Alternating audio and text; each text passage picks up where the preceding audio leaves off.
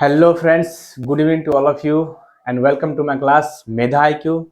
So friends, this is Govind Mahato and we were learning and we were understanding how to speak English and the easiest way of learning English.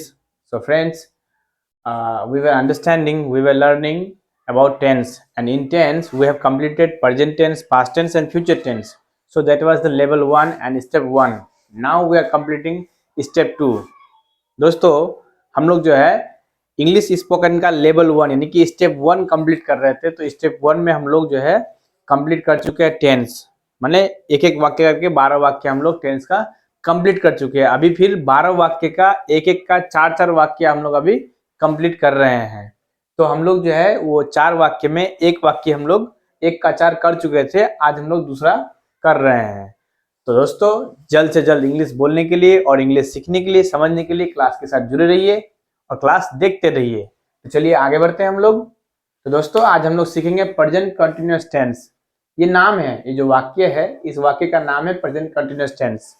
तो इसमें क्या है कि हम लोग मैं खा रहा हूँ, उसके बाद तुम खा रहे हो, हम लोग खा रहे हैं, वे लोग खा रहे हैं, वो खा रहा है। ये हम लोग सीख चुके थे लेवल 1 में, स्टेप 1 में। अभी स्टेप 2 मतलब 1 का 4 करना है, क्योंकि हम लोग जो भी बात बोलते हैं नहीं में, क्या में, क्या नहीं में बोलते हैं, इसीलिए हम लोग को जो है नहीं, क्या, क्या नहीं में भी प्रैक्टिस करना होगा।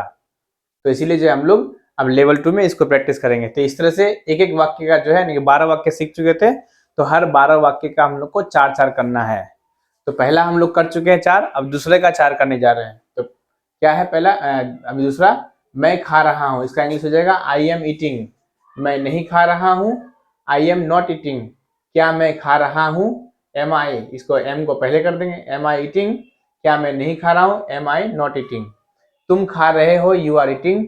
तुम नहीं खा रहे हो, यू आर नॉट ईटिंग। क्या तुम खा रहे हो, आर यू ईटिंग।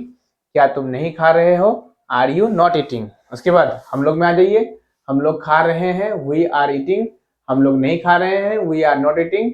क्या हम लोग खा रहे हैं, तो आर को पहले कर देंगे, आर वी ईटिंग। क्या हम लोग नहीं खा रहे हैं, तो आर वी नॉट ईटिंग।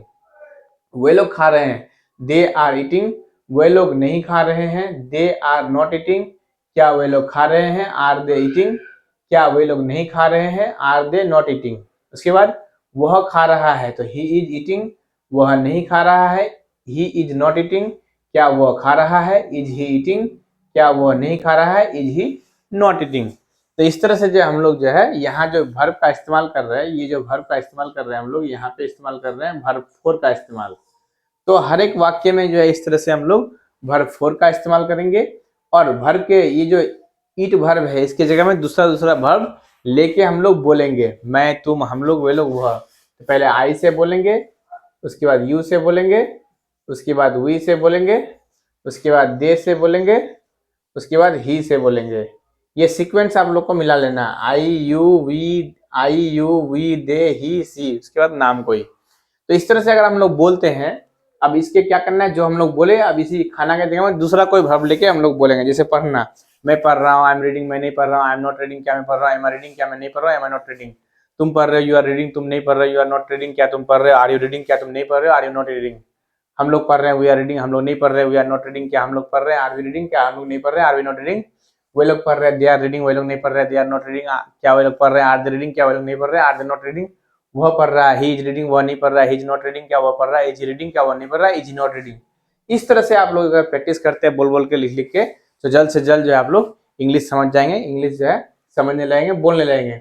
तो आप लोग जो है इसको अच्छा से प्रैक्टिस कर लीजिएगा। फिर उसके बाद जो है नेक्स्ट क्लास में इसका जो अगला वीडियो होगा, अगला सेंटेंस होगा, फिर वो हम अगले दिन आप लोग को जो है इसको वीडियो जो है डाल देंगे यूट्यूब में। तो आप लोग जो है इस तरह से क्लास के साथ बने रहिए और इंग्लिश पढ़ते रहिए, समझते रहिए और क्लास के साथ जुड़े रहिए। अगर आप लोग को लगता है कि ये क्लास बहुत जरूरी है तो क्लास को देखते रहिए। धन्यवाद।